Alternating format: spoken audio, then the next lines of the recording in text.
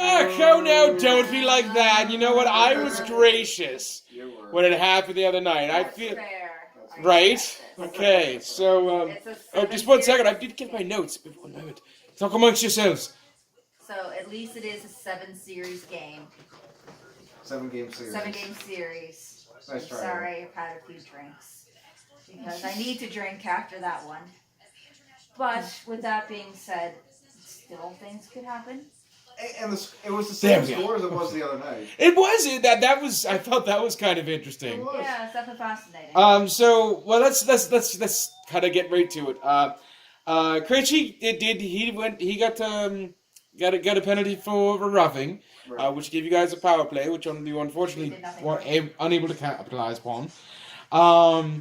But Kadri got the one goal for Toronto off a deflection, and he was aided by Nylander and Dermott. Dermott, yeah. It was interesting. I did not know Dermott Mulroney played for the Toronto Maple Leafs.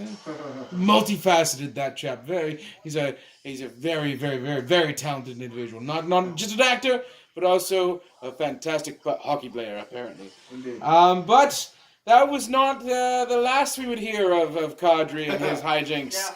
No. For what happened next? Well, let's see.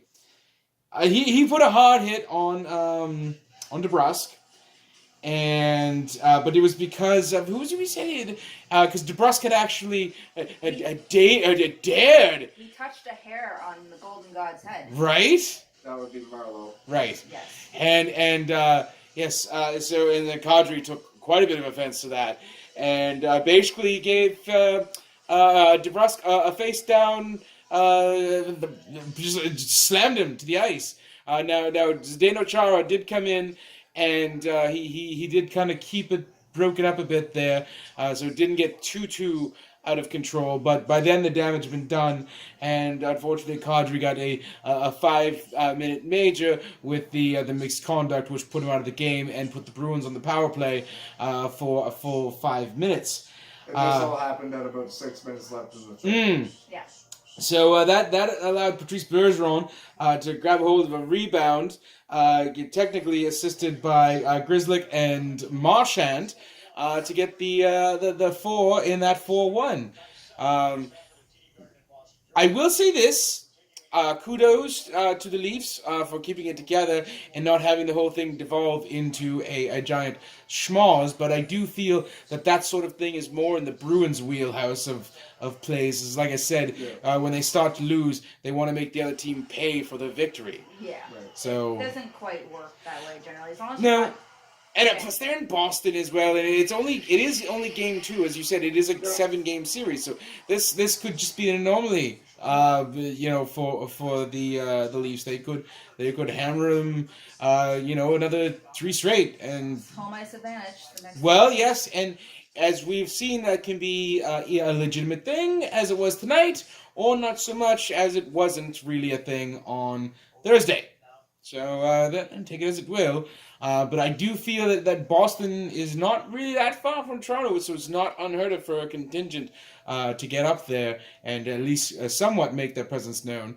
I have seen a few games earlier this year where the Bruins the fans showed up in force in the oddest of places, like in Florida. Didn't they show up in Vancouver once too? Yes, which is really odd because normally the fans from the West are usually quite forceful and very boisterous.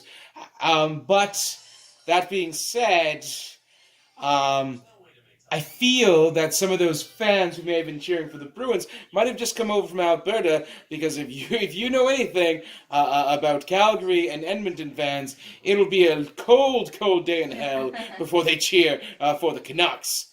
So it's very much like it's like the East Coast thing with Toronto fans and Montreal fans. They never would deign to say, I'm going to go cheer for them, even though they are my hated rivals. They would never do that, and a lot of times it's the same way out in Alberta in British Columbia. Yeah. So there we go. That was game 2. So the Bruins did win it 4-1, and it was a very physical, very very fast paced game. Some really good stuff. It was a good game. It was Not much. not a whole lot of fights. However, the refs were very easygoing, Yeah. laid back, if you will. Lenient. Right. So Nine. wow, it's when things don't go her way, right? She was saying some pretty awful things off camera that A little bit. right. I'm not going to put them on my YouTube channel because I at least want to have one stinking video that I can monetize. If that ever happens, I don't know if it ever will, but at least I'll have the option. I'm just saying.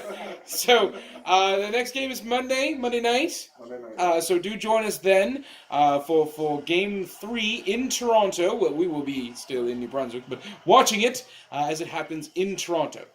So until then, for Kadri and Sean, who have been the most gracious of hosts, I have such a great time in their lovely, lovely abode. I have Montrose Munkington III. Thank you.